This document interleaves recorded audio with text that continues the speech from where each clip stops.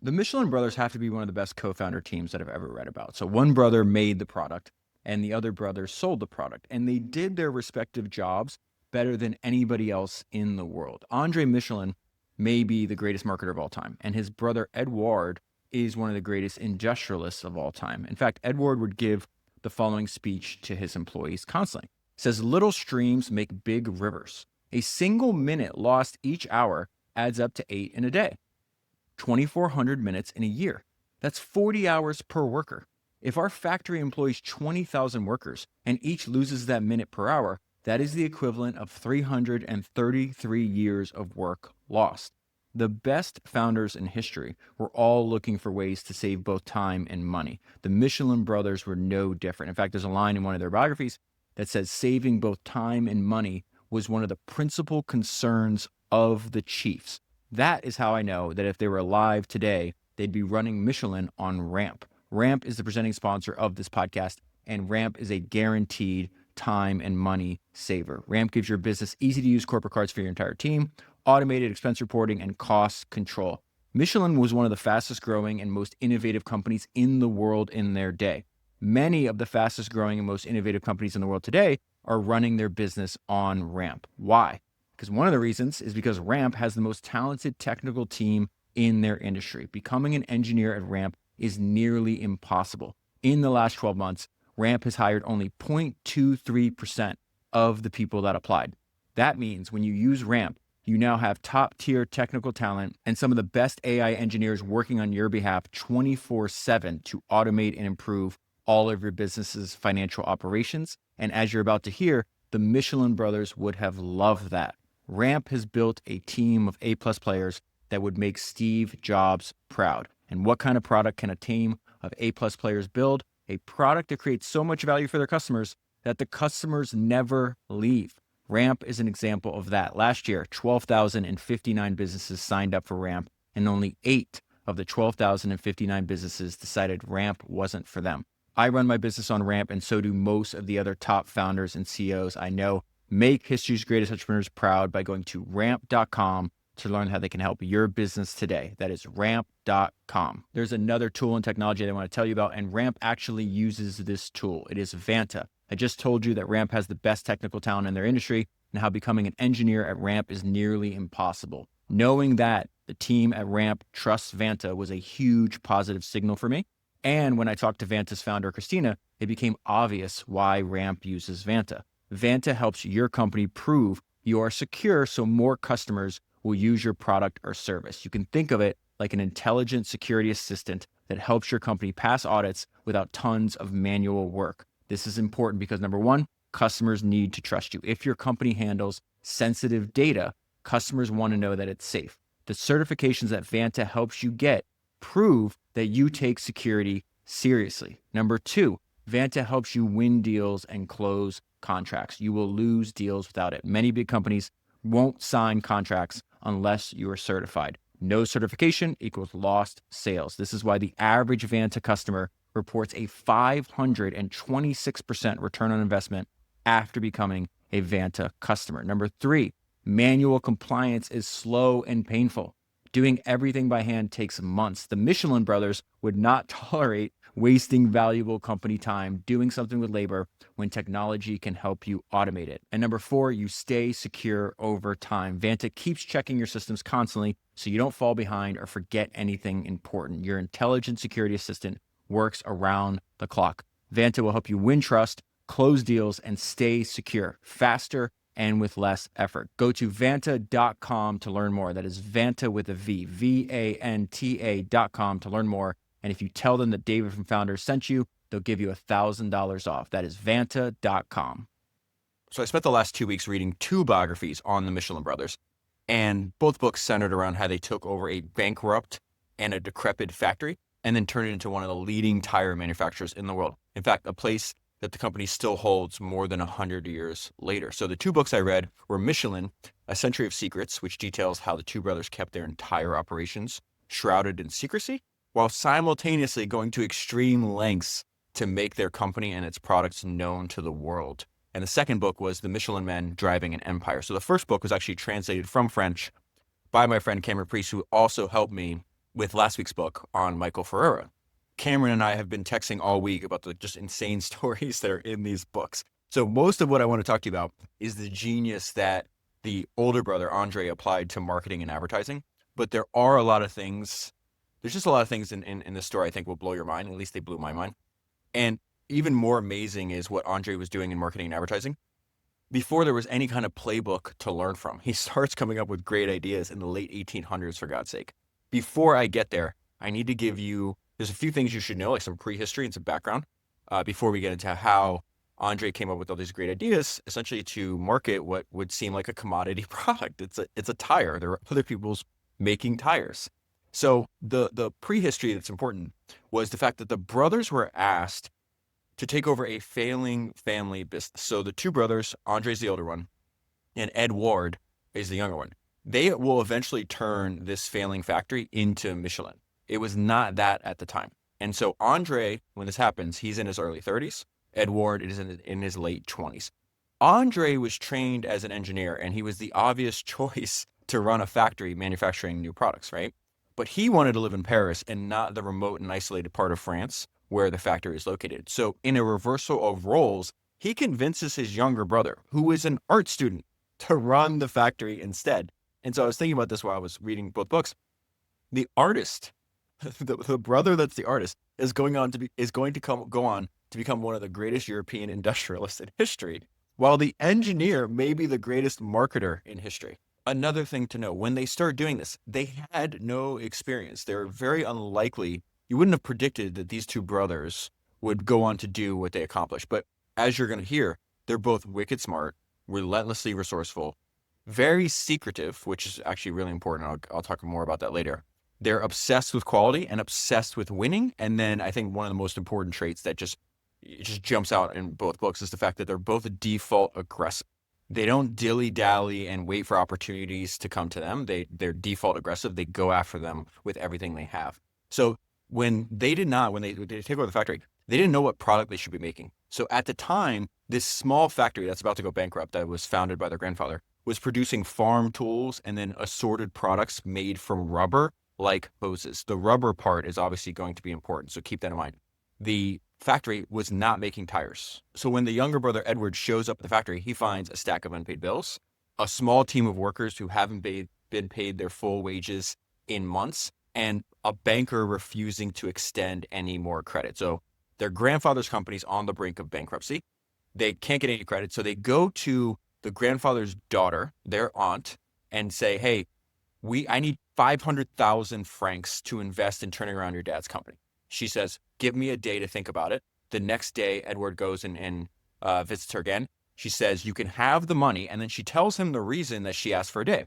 She said, I had to go to the local convent and make sure that if this fails, they have a room that I could live there. She literally invests every single last dollar in trying to save her father's company and was willing to go live with nuns if this failed. So now that he has the money, Édouard takes an inventory of everything the factory is making. Most of the products are unprofitable, so he just starts cutting every unprofitable thing.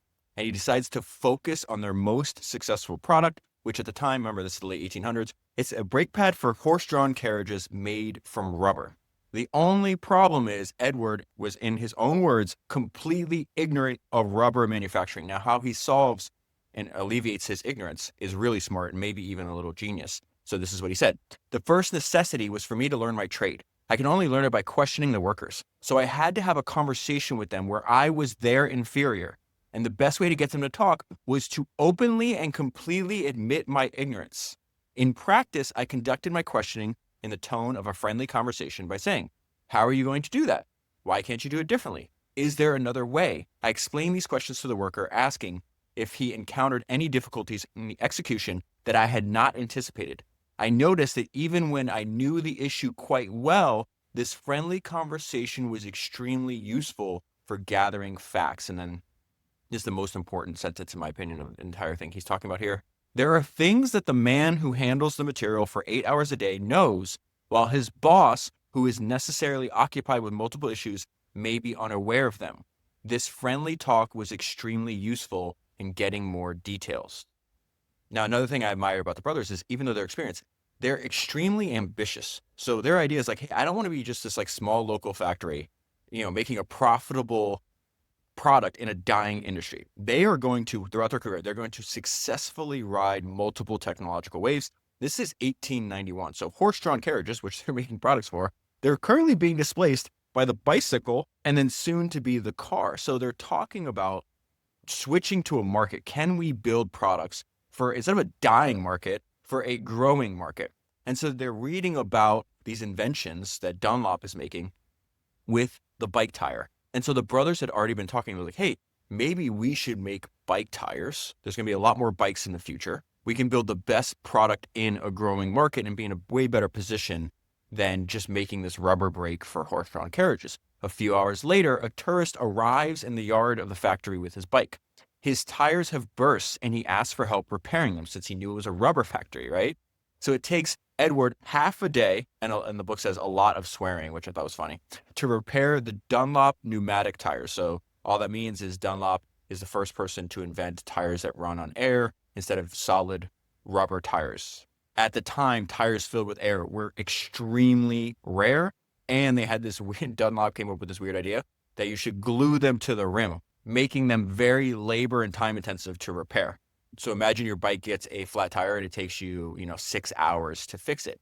But Edward realizes something, he fixes it, then rides the bike to test it, and he's shocked at how much more comfortable air-filled tires are for the rider over solid rubber tires. Before air-filled tires, everybody used solid rubber tires because they were puncture-proof and they would last a long time, but they'd produce this extremely rough ride. They said you'd ride around on rubber tires and it would hurt your liver after a tire. After a while, you felt every bump.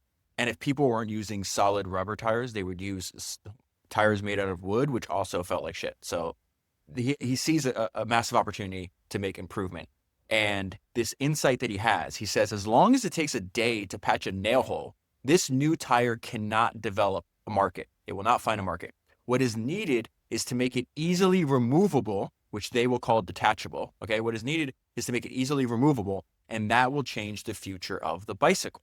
And so Edward's first idea for a product is, hey, we're just going to take this existing product that has potential and just make it easier to repair, to save people time. And so he sets him and the rest of his employees to the task of creating a bicycle tire that rides on air and is easier to fix and repair. Now, this is nuts. And so this is essentially the product that he is attacking. At the time, the repair manual that is used for changing a flat tire on a bicycle was 60 pages long of detailed explanations. So we're just going to make that easier, and then we'll find a market. Now, they had an advantage over other rubber companies and other tire manufacturers too, is because they were completely desperate and they were in a bad situation. Their backs were up against the wall. So they said, we have to recognize the factory's best cards and play them hard. This is what I meant about them being default aggressive, which will reappear over and over again throughout our conversation.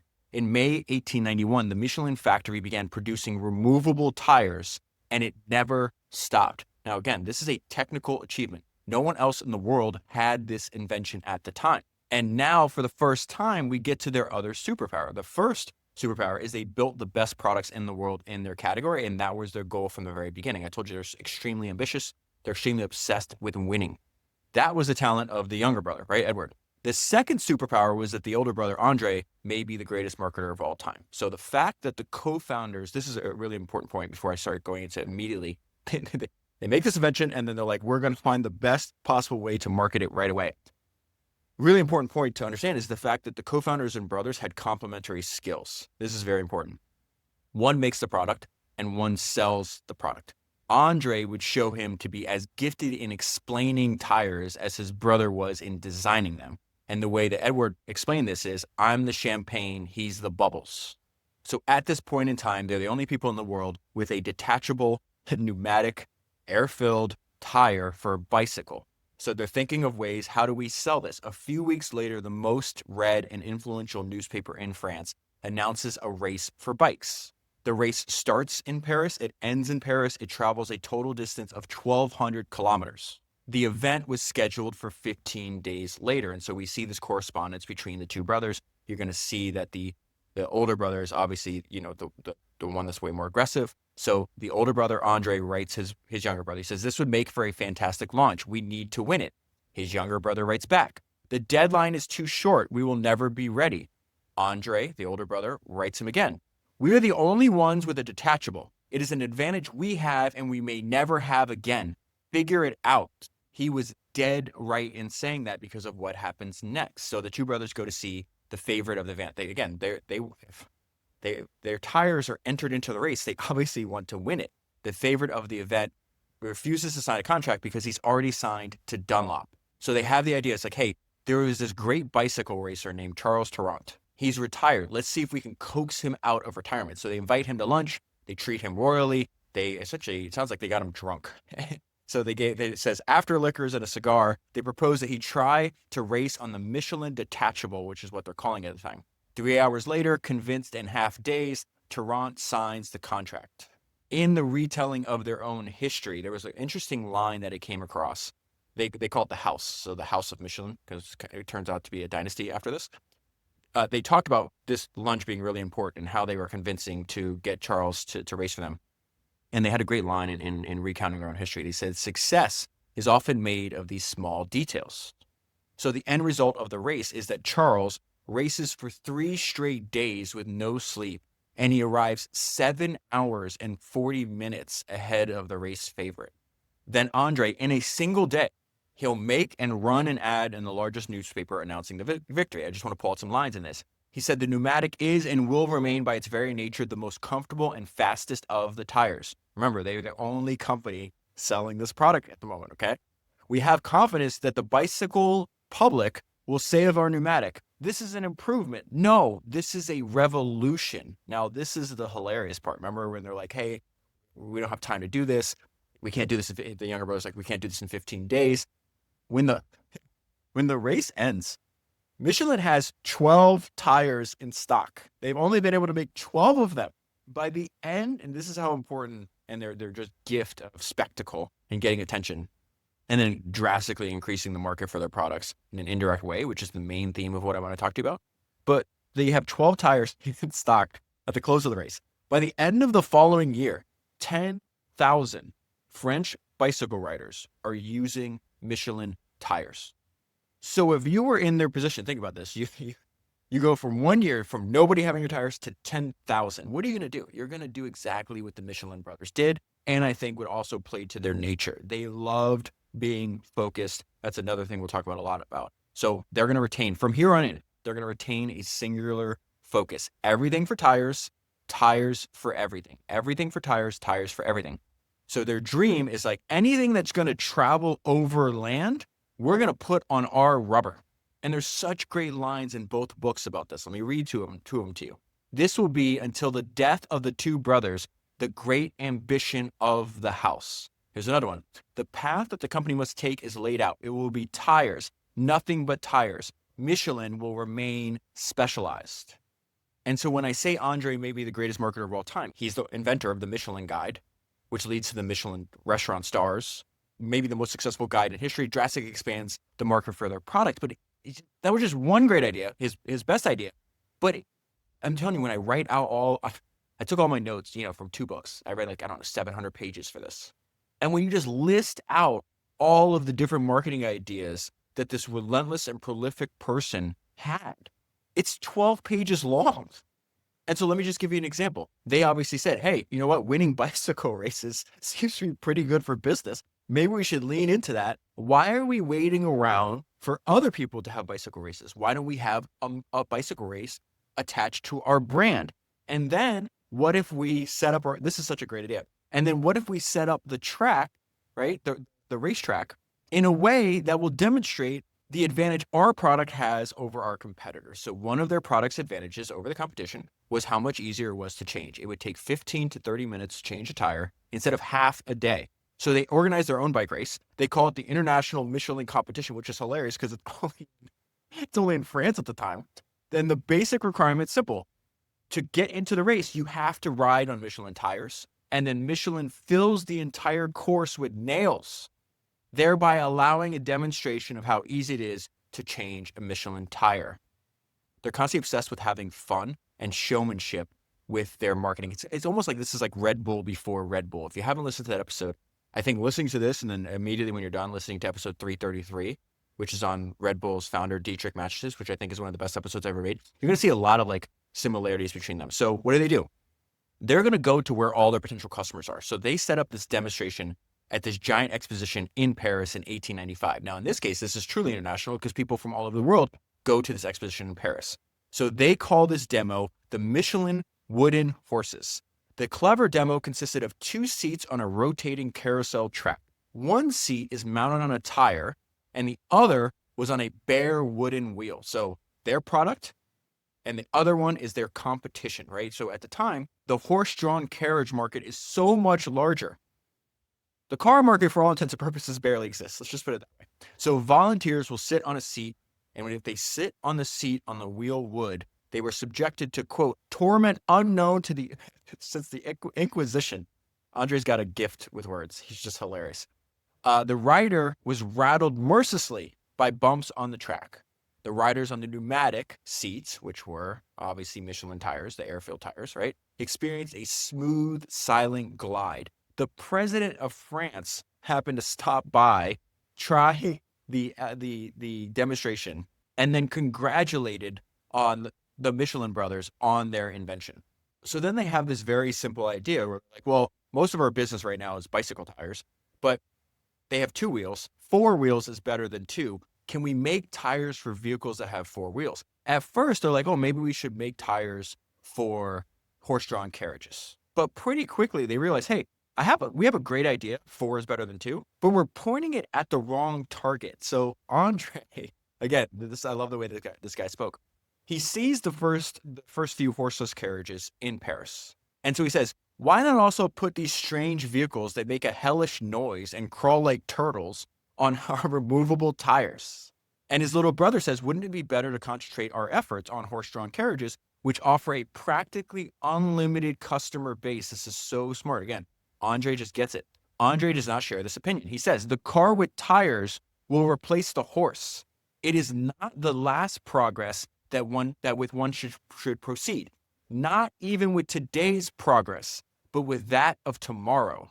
And Andre's point is, I believe that the car is going to replace the horse. Therefore, we should focus and put all of our resources on inventing for the new, not the old. To which his brother then provides the following objection. It is very difficult to port the air tire from the bicycle to the much heavier car.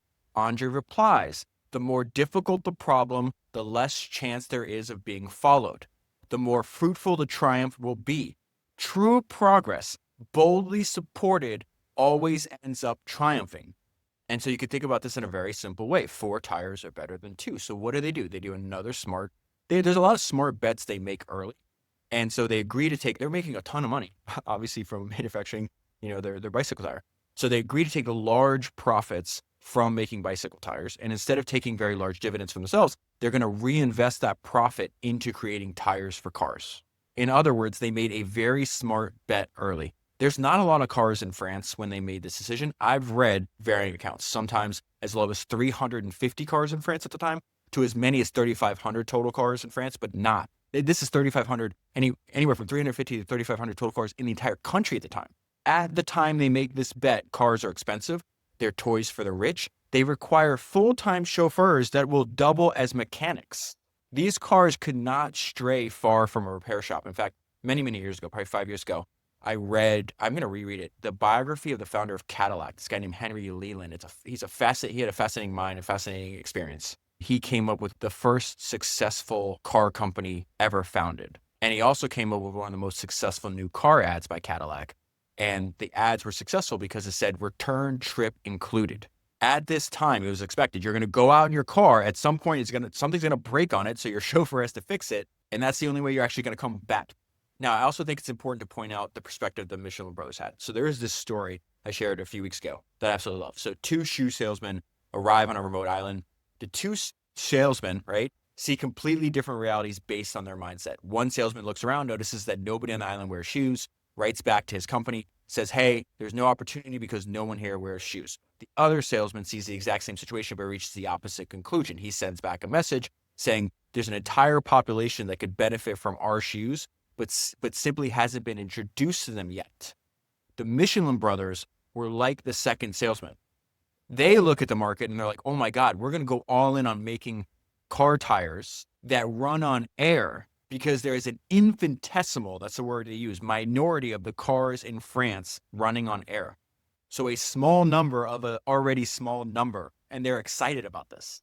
And their point was, if you just use their product, they believed in the superiority of their product. So if they test out their product and they go for a ride in a car on their product, their outcome after that happened, Andre proclaims, he's like, in 10 years, all cars are going to have our tires. Our product is just so obviously superior over the alternative. So once they have this new product, they have this air-filled tire that you could attach and change, and it's easier to change a tire. It's a much smoother ride.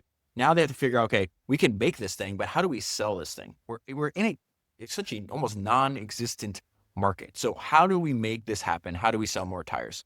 This is the genius part. This is the part that I was most fascinated with in both books. They figured out you must create the conditions for your product's success. You must create the conditions for your product's success. They converged everything around this core loop. Encourage more driving, which leads to more movement. More movement leads to more wear leads to more tire sales. They realized that a tire company will only prosper if people travel more. So we are not going to sell tires, we are going to sell movement. And they commit to this mission for the long term. There's a great line in the book. It says in the year 1900, Michelin's purpose had been to get more people on the road. And in the mid-1920s, that purpose had not changed. And there's just a litany of great ideas that they use to do this, to encourage more people to get out on the road. If more people are on the road, we're automatically going to sell more tires. So the first thing they do is they increase demand with spectacle. They viewed races as opportunities to demonstrate their new products. They already knew this worked for bicycle racing. Why wouldn't it work for car racing? They built their own car called the Lightning, and they drove it themselves in one of the longest car races in Europe. It was the first car ever raced using Michelin tires. The exact same thing happened in this race that happened when they did this for the bicycle race. It gives them a ton of publicity, and then orders for tires start flooding in. When they're not driving in these races, they made sure to sponsor. They sponsor air races, bicycle races, car races. They would offer to put up money for cash prizes for the contestants that win. This is what they said. To sell tires, we first had to sell excitement. And there's a great line where it says André Michelin made promiscuous use of the press. So think about it. It's like when you do these bike races, when you do these car races, when you're sponsoring air shows, and you're sponsoring every single thing where people are traveling on rubber. Because they're spectacles, the newspapers and the media of the day are automatically for free covering the spectacle. But Andre didn't stop there. Again, he made promiscuous use of the press is one of the greatest lines. He wrote a column every Monday for one of the most widely read papers in France. The column was called Michelin Mondays. Readers of the column would learn about routes they could take for driving. They'd learn about hotels and inns on that route. Special meals. Remember, this is going to be turn into the Michelin stars when he does the guide, many years to the future. They'd learn about special meals on the route. They'd learn about different sites. They'd learn about where the mechanics are. And Andre was prolific in all things that he did, not just this. He wrote hundreds of these columns. One of the books made a reference to an idea that appears in the 636th Michelin Monday column. Here's another idea that blew my mind. They built road signs across France. The job of the government was done by a private company. They built all these road signs, thousands of them, for free. Why? Because better signs meant longer trips, more driving, more wear on the tires, and therefore more tires sold. Every single sign had an ad that said, gift of Michelin. If you think about this, they just designed this core loop, right? Encourage more driving, which leads to more movement leads to more wear leads to more tire sales. And then they just figured out, how can we keep this loop spinning? How can we expand it? So this is one of the most remarkable things. So in 1900, Andre publishes the very first Michelin guide. It is a free travel book with maps, locations of mechanics, locations of hotels, restaurants. The goal was to give people helpful information so they drive farther and thus wear down their tires. Their insight was interesting here. The car is just an accessory to the tire. Now, making the Michelin guide was what Andre loved the most and what he was best at. He starts it in 1900 and he works on it for 31 years until his death. Eventually, these little red books that he creates will spawn the Michelin star rating for restaurants and become the global gold standard in fine dining that we still use today. In fact, when me and Cameron were talking about this book, he said something that was interesting. He's like, it's pretty wild that a guide made by a tire company, you fast forward, 120 years, and chefs today will literally commit suicide if they lose one of their Michelin stars. History unfolds in very unpredictable ways. So again, this is another smart bet early. The publication of the first Michelin tire guide informed new motorists. Remember, at this time, these were rich people. So the publication of the first Michelin tire guide informed new motorists, wealthy people accustomed to a certain class, about well-kept hotels, good restaurants, and ways to communicate by mail, telegraph, or telephone. André intended the guide for chauffeurs to whom it would be offered free of charge. The extravagance of this wager continues to astonish. This 400-page travel guide for users of a mode of transportation then only in its infancy represented considerable investment. It is another smart bet early. I need to bring this up. The maps inside the guides. They made those maps. They even printed standalone maps. So, the accordion style maps that used to be in like every single car?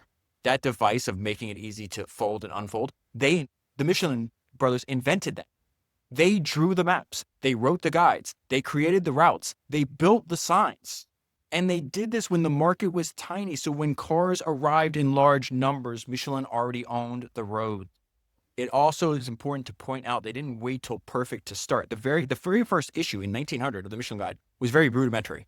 And André does something smart.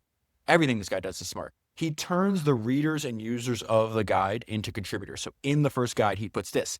The present edition will obviously be found to be imperfect, but the work will improve from year to year. It will become perfect all the sooner if drivers will reply more precisely and in greater numbers to the questionnaire. So in every single book, there's a questionnaire. What did we get wrong? Without them, the drivers and the contributors, we can do nothing. With them, we can do everything. Then he does another smart thing. He then runs ads to help improve the guide, which itself is a form of an ad. The Michelin Guide is essentially an ad in disguise. So he's going to run ads in newspapers as a call to action to improve the guide, which is also an ad. And so this is what the ad said. So Mr. or Mrs., it is in your interest that the guide be as accurate and complete as it can be. For if Michelin had to work only with its own resources, it would take several years to produce an accurate and perfect guidebook. André's call for help was an early example of a form of publicity that he may have invented, containing a question or announcing a competition, engaging the reader's participation, all at the same time reminding them of the name Michelin. This is something he does over and over again. More advertising for your advertising. So he goes to the hotels that are featured in his guide, which advertises his products, and says, hey, if you're going to be in the guide, you need to agree to put these in a special place where patrons of your hotel can see them and pick them up. Then he didn't stop there. He insisted on getting better prices for the people using his guide. So hotels listed in the guide had agreed to indicate prices for each meal and for different rooms. Prices representing a formal agreement to holders of the Michelin Guide. An engagement that Michelin was able to attain thanks to the publicity value of the guidebook to hotel keepers. What is he saying? I give you publicity, you give my readers better prices. So then this may be the first time I mention another trait that both André and his brother have, and they believe in the fact that they are willing to invest for the long term. Remember, in 1891, they started making air tires and they never stop. The first Michelin Guide could only be used by a small minority. There's not a lot of motorists in France yet it found its readers. It helped that the guide was given away for free for the first 20 years of its existence. And it helped that André was hell-bent on making every issue better and better. Here's a line about that. Each new edition was a tour de force, requiring painstaking checking, updating, and the introduction of new features. So look how much progress he makes in just 5 years. First one comes out in 1900. In 1905, 60,000 copies of the French guide had been distributed free of charge.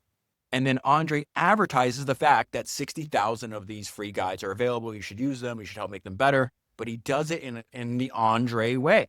He calculated that so many books, each about an inch thick, if piled up, would equal 5 Eiffel Towers, one on top of the other. And then he says, why are so many people And there's 60,000 people using this book. Why so many people? We can stack it. It's the size of 5 Eiffel Towers. Why are people using this guide? One picked up the red guidebook because it contained the key to some magical experiences. This is just great writing. Opening the door to truly fine hotels, tables set for superb meals. It was a guaranteed time and money saver. So from the customer's perspective, from the user's perspective, it's like, okay, this is free. You guys put all this effort into it. All these 60 other thousand people are using it, so it has to be good. I'm going to get a key to magical experiences. I'm going to be able to start going on the road, seeing my country, staying at wonderful inns, having great meals. But the point from the company's perspective is brilliant. Anything that could get more people to join the automobile age was good for Michelin. The Michelin guides provide them with compelling reasons to try out their cars and to wear out their tires. The restaurant or the hotel could become the reason for the journey. And this is when they introduced the Michelin star system. And the Michelin stars spelled that out. So the initial Michelin star system was a single star called attention to, quote, a good table in its community. 2 stars to an excellent table worth the detour. What a great line. Worth the detour. Now drive a little further, just a couple more miles. A couple more miles would cost tens of thousands of customers. How many more tires are you selling? And then 3, one of the best tables in France, worth the trip. Édouard knew how to make tires, and André knew how to make them indispensable. And then again, this guy is prolific. Look where we are 12 years after André launches this. So now, 1912, okay? He has 12 of these guidebooks because he starts translating them into other languages. The 12 books now total for the year, 7,046 pages. Total printings amounted to 274,000 copies. I think the number I heard is they distribute over 30 million of these guidebooks. And so then André is advertising the fact that, hey, we have 12 guidebooks. They're in all these different languages. It's 7,000 pages. There's 275,000 people reading this. But he's not going to list just those numbers. He says, if stacked together, the copies printed this year would rise 20 times the height of the Eiffel Tower. In fact, they would match the height of Mount Everest. And then not scared to boast, not scared to promote. He says, these days, there isn't a driver around the world who would want to travel without having a Michelin guide handy. And the thing about forms of media is media begets media. So this becomes so successful that in America, they start writing about this. Now, keep in mind, the book is so incredible. So now you're going to have the New Yorker, right, which has a massive audience, talk about this book, which then leads to more free publicity for your brand. So this is what they said in the New Yorker. It says Michelin tires are presumably good tires, but one is apt to assume it because the Michelin maps and guides are so good, not the other way around. The reporter went on to enumerate the wealth of detail contained in each volume. It is human nature for customers to be predisposed to have a positive view of a brand they've never used the product from if it is associated closely with something that they love. And this reporter gets it. They're presumably good tires because the guides are so good, not the other way around. Think about how difficult it'd be like, here, I make tires. They're great tires. This is what I do. These are all the stats, and this is the innovations I have. Will you please buy them? That's a lot harder sale than, hey, you've used this guide for years. Now you're driving. Now you have a car. Now you're driving more. Of course, you're going to use Michelin tires. Michelin has already provided something for you of great value for free at considerable expense of time, money, and resources. What do I mean? By this point, they have 150 people working on the guide, and they receive 12,000 copies of the questionnaire. Okay, so that questionnaire slips into every copy saying, hey, please give us your feedback. Please tell us where we're wrong. 12,000 readers every year are sending back this questionnaire. So you have 150 people on staff, and you got 12,000 volunteers helping make this thing better. And so then André has another incredible idea. He's like, okay, well, the guide, it's such a portable tour guide. Why don't we open a tourist office in Paris? So you go to Paris, you walk into the office, and you say, hey, this is the kind of trip that I want to take. This is what I desire. This is how much time I have. Michelin plans they do the rest. They plan the entire trip for free. Why? You already know the answer because everything goes back to that core loop. We're going to encourage more driving, which leads to more movement. More movement leads to more wear, which will automatically lead to more tire sales. Our company will prosper if people travel more, so let's create the conditions for people to do so. We are not selling tires, we are selling movements. So not only does André come up with this genius loop, not only does he create probably the most successful guidebook in history, the one that's still used to this day, the one that's still having an effect on high-end culinary experiences to this day, he also creates probably the most successful company mascot in history. I looked this up. It's been voted the most successful company mascot multiple times. He creates the Michelin Man, this fat, lovable tire man. And again, they loved demonstration. This is something that a lot of the great entrepreneurs in history, a lot of the great advertising and marketing people said over and over again. Even the greatest copywriters would say this, that there's not a single ad that will perform better than one dramatic demonstration. So when they invent the mascot and they start running ads, it's this fat, lovable tire man, right? But in every ad, he's drinking a cup full of nails and glass. This fat rubber mascot becomes a celebrity and a metaphor. The reason he's drinking nails and glass is because he says the Michelin tire drinks up obstacles. The Michelin Man will show up at every single event. He even signs some of the columns as if it was written from him. He's used in posters. He's used on signs, and he is still around today. And then another core tenet of André is the fact that he's just relentless. He's always pushing harder for the development of more automobiles. So there's actually a funny story here before I get to that. I was thinking one time when I was reading Rockefeller's autobiography. You know, Rockefeller's likely the richest person in the world at the time he retired, but he actually got richer and wealthier in retirement than he did when he was working, because somebody else invented a technology that created more demand for his product, right? And so obviously Henry Ford's ability to mass produce automobiles for the very first time is going to drastically increase the amount of demand for Rockefeller's product. And I remember Rockefeller says something like in his autobiography, "Oh, like this lovely young fellow, Henry Ford, came to visit today, and I just like him so much." I'm like, yeah, I bet you do like him so much, considering he probably expanded the market for your product, I don't know, 1,000, 10,000x. And so what André realizes is like, hey, we made a lot of progress. We're now in the 1920s. There's a lot more cars than we started, but we're way behind America and Henry Ford. So I'm not going to keep asking you to buy tires. I'm going to push hard for further development of the automobile. And again, they do these massive campaigns. The amount of, they don't like, oh, we have an idea and we're going to put it on like this weak, tepid way. Here, maybe we'll put 5,000 flyers. No, hundreds of thousands, millions over, and tens of millions over the life of the company. So here's an example of that. In December 1922, André launches a major national survey of popular automobiles. Thousands of posters are pasted on the walls of major cities. Thousands of flyers are distributed. André explains that in the United States, there is one car for every 10 people. In France, one car for every 150. We need to close the gap. Imagine how many tires we'd sell if there were 15 times the amount of cars on the road than there is today. 6 months later, he prints another brochure about the same thing. We have a lot of room to grow. We should be making more cars in France. This one brochure in 1 month in 1923 is printed 600,000 times. Again, the guy's completely relentless. Hey, we're making money on bicycles. We're making money on cars. I find it personally offensive. André found it personally offensive that the buses in my beloved Paris are still using solid rubber. And then he does it in a hilarious way. He says, André teased the public transport authorities into renewing their equipment by running ads in the press with the following argument.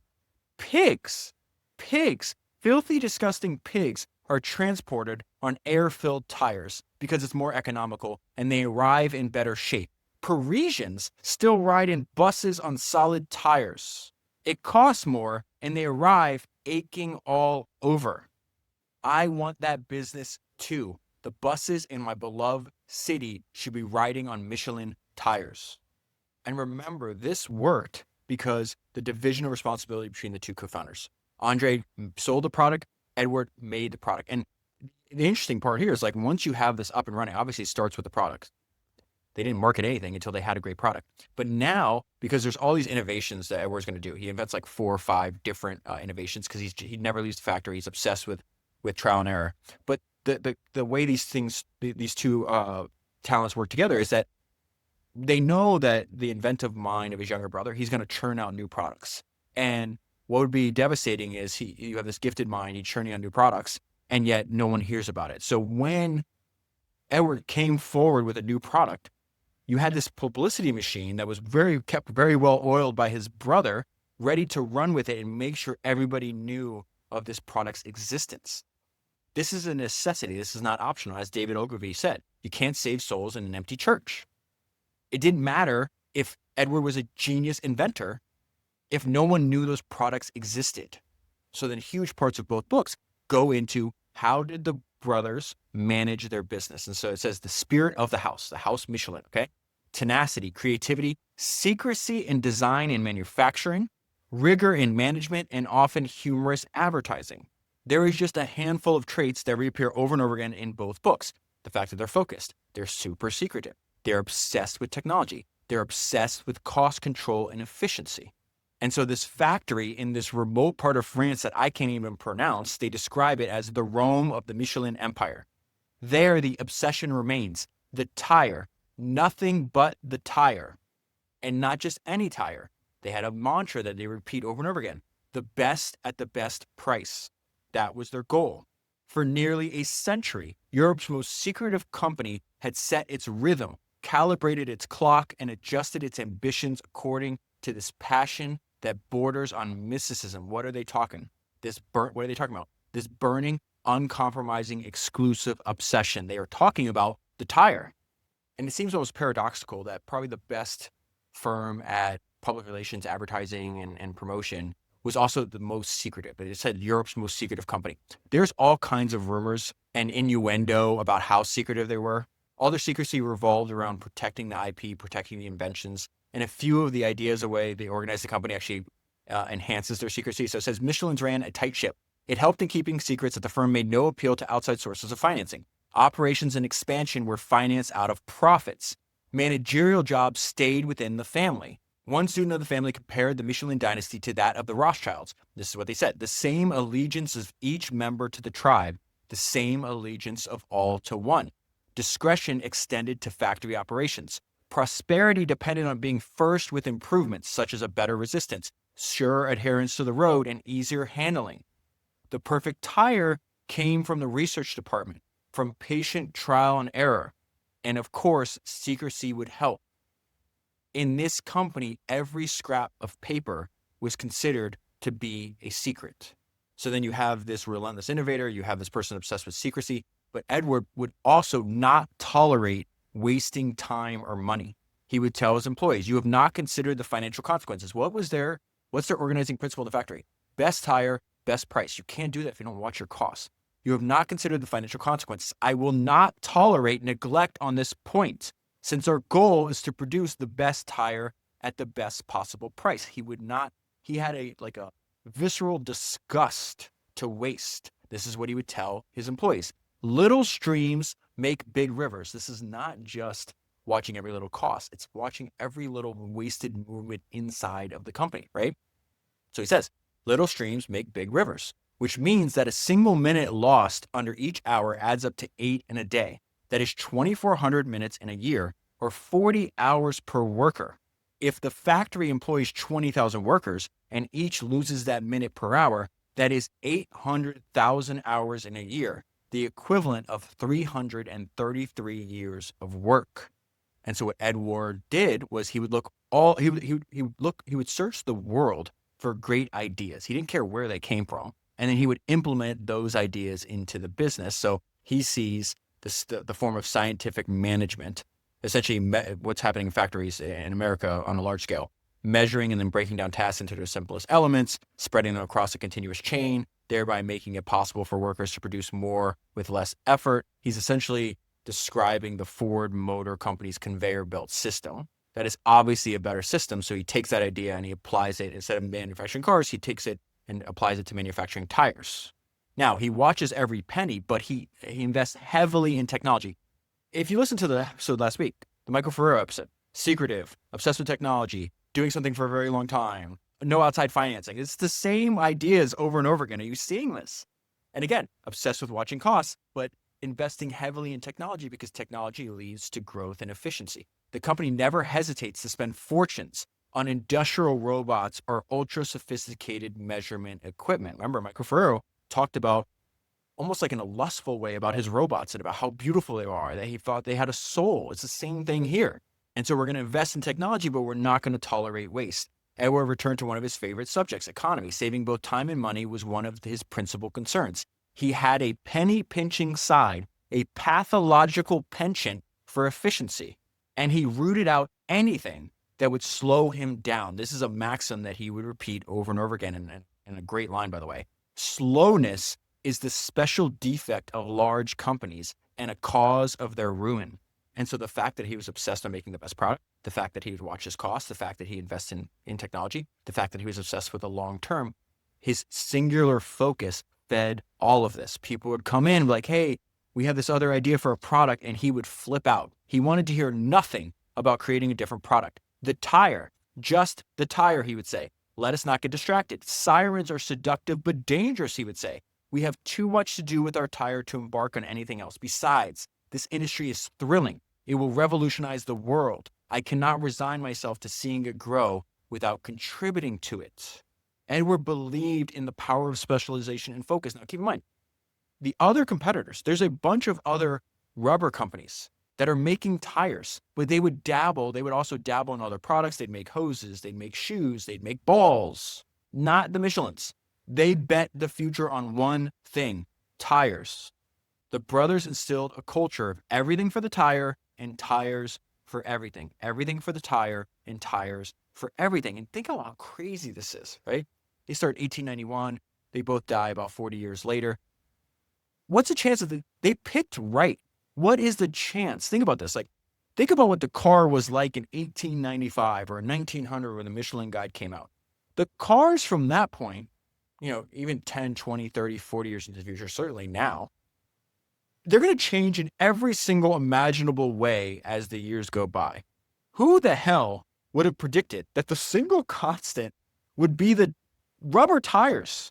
The Michelin brothers picked right. They could invest. If you think about it, what did Jeff Bezos say? Like, you should invest in things that won't change. In the beginning of Amazon, he's like, what's true today, that's going to be true 10 years from now. And if you can identify those things, you can invest heavily in them and reap rewards over a long period of time. His whole idea was like, 10 years from now, people are going to they're not going to wake up and say, hey, I don't want my package faster. I don't want more selection, and I don't want lower prices. So let's just invest in those things, and then we're going to reap dividends for decades. That is the key that we see over and over again in these stories. Stay in the game. Do not interrupt the compounding. And so Édouard would say that. He's like, this is what he's talking to his people in the factory. Do not rest on your laurels. We have customers who came to us at the beginning of our activity 20 years ago who have never bought tires from anyone else but us because they are good tires. That's the same thing that Ferrero said, that I made the best possible sweets and comforts and chocolates that I could. And now that kid who used to eat my chocolate 60 years ago has grown up, is a grandmother or grandfather, and their grandkids are now eating the chocolate. We have people who bought tires for us 20 years ago. They are still buying tires from us because they're good tires. To make good tires, you must make constant improvements. Got to beat last year's Michelin tire. And finally, it helps if you love what you do. Édouard stayed in the factory. He says it was an exceptional event if he made a departure from his sacred habits. He rarely left his workshop. And after his older brother André dies unexpectedly from bronchitis when he was in his 70s, Édouard tells his doctor, "You've got to keep me alive for another 2 or 3 years. The factory needs me." The Michelin brothers loved their business and they believed in their mission. You cannot ask for more. And I'll leave you a reminder with the main idea: to create the conditions for your product's success. The Michelin brothers embedded their product inside human movement itself. They were engineers of movement. Their genius insight: make the world move and make sure it wears out your product when it does. And that is where I'll leave it. For the full story, I recommend reading the book. One of the books is only available in French, so I'll just link to the English version of the book, The Michelin Man Driving an Empire. And if you buy the book using a link that's down below, you'll be supporting the podcast at the same time. Also, do me a favor, make sure that you're on my personal email list. You can sign up by going to davidsenra.com. The link will also be down below. I email my top 10 highlights for every single book that I read. If you go to the website, you can also read my top 10 highlights. I think I have top 10 highlights for like 177 books up there as well. That is 393 books down, 1 dozen to go, and I'll talk to you again soon.